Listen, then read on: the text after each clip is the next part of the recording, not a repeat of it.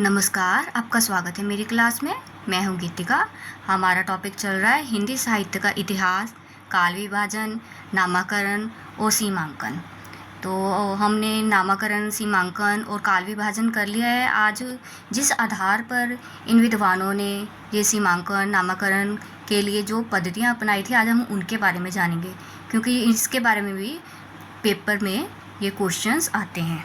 ठीक है, लिखिए हिंदी साहित्य के इतिहास लेखन की प्रमुख पद्धतियाँ। हिंदी साहित्य के इतिहास लेखन की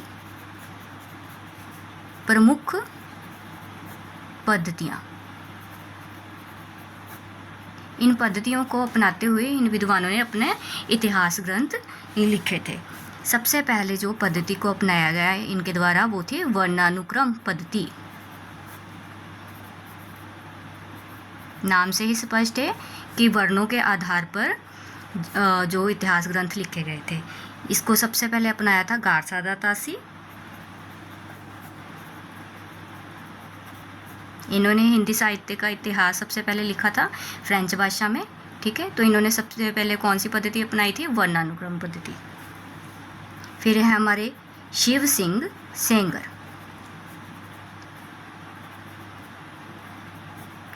शिव सिंह सेंगर ने हिंदी भाषा में हिंदी साहित्य का इतिहास लिखा था। इन्होंने फ्रेंच भाषा में लिखा था पहली बार और इन्होंने हिंदी भाषा में। ठीक है, दोनों ने ही वर्णानुक्रम पद्धति को अपनाया था। अगला है कालक्रमानुसार पद्धति। अब जिसने काल को, समय को ध्यान में रखते हुए अपना इतिहास ग्रंथ लिखा वो थे, लिखिए, सर जॉर्ज ग्रियर्सन,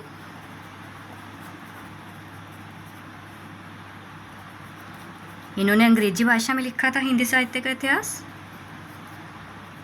और ये है मिश्र बंधु।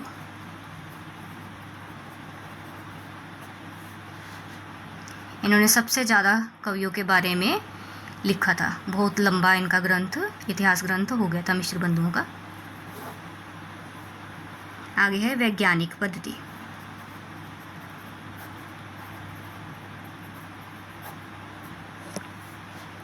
ये है गणपति चंद्रगुप्त। गणपति चंद्र गुप्त। ठीक है, आगे है, लिखिए, विधेयवादी पद्धति। ये पद्धति किसने अपनाई है? हमारे आचार्य रामचंद्र शुक्ल ने। पर इसके जन्मदाता कौन है? तेन। देखिए, ये इतिहास लिखने की, थोड़ा सा इसके बारे में जान लीजिए क्योंकि ये इम्पोर्टेंट है। आचार्य रामचंद्र शुक्ल ने ये पद्धति अपनाई है। इतिहास लिखने की सर्वाधिक उपयुक्त पद्धति हमारी विधेयवादी पद्धति है और इसके जन्मदाता हैं कौन है? तेन। ये भी पूछ लिया जाता है कि विधेयवाद पद्धति के जन्मदाता कौन है? तेन। तेन ने विधेयवादी पद्धति को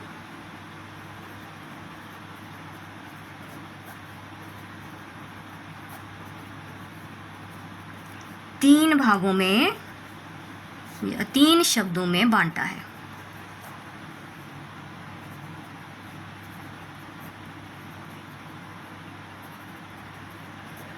क्या है वो शब्द? जाति, वातावरण और क्षण विशेष। क्षण विशेष। ये 3 आधार क्यों ले हैं? तेन जी ने कहा है कि किसी भी साहित्य के इतिहास को समझने के लिए उसकी जातीय परंपराओं को, उस समय के वातावरण को और उस समय की जो परिस्थितियाँ हैं, जो विशेष परिस्थितियाँ हैं, उनको जानते हुए हमें इतिहास लिखना चाहिए। ठीक है, उन्होंने इन तीनों चीज़ों को महत्व दिया है कि इनके आधार पर इतिहास ग्रंथ लिखा होना चाहिए। और इस पद्धति को किसने अपनाया है? आचार्य रामचंद्र शुक्ल। देखिए, आचार्य रामचंद्र शुक्ल।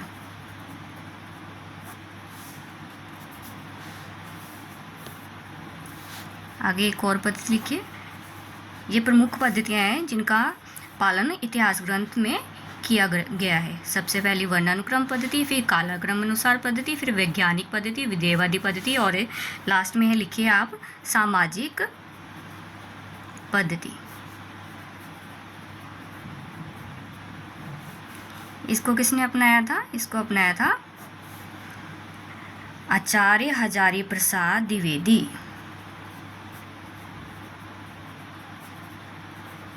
ये हमारी प्रमुख पद्धतियाँ रहेंगी जो इतिहासकारों ने अपने इतिहास ग्रंथ लिखने के लिए अपनाई थी।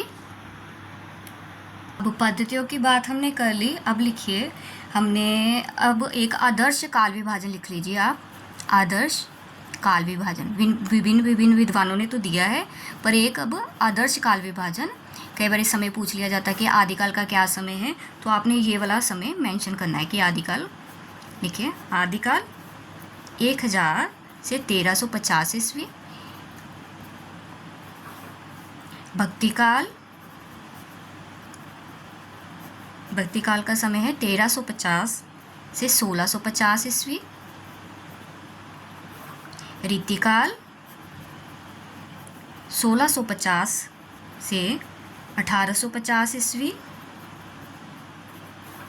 और चौथा है आधुनिक काल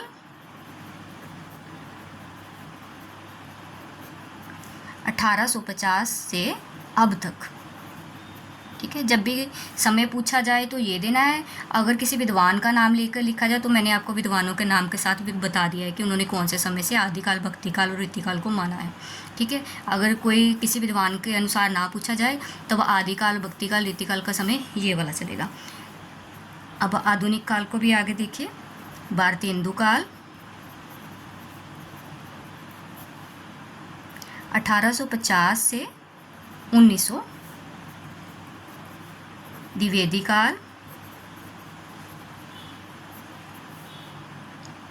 1900 से 1920 ईस्वी। फिर है हमारा छायावाद 1920 से 1936। प्रगतिवाद 1936 से 1943। प्रयोगवाद 1943 से 1953।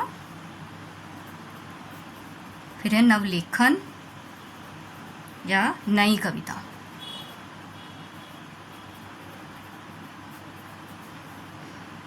1953 से सतत।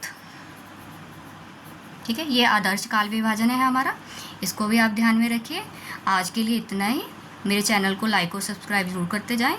आज आपका धन्यवाद। कल मिलते हैं हम अपने नेक्स्ट टॉपिक के साथ। ओके।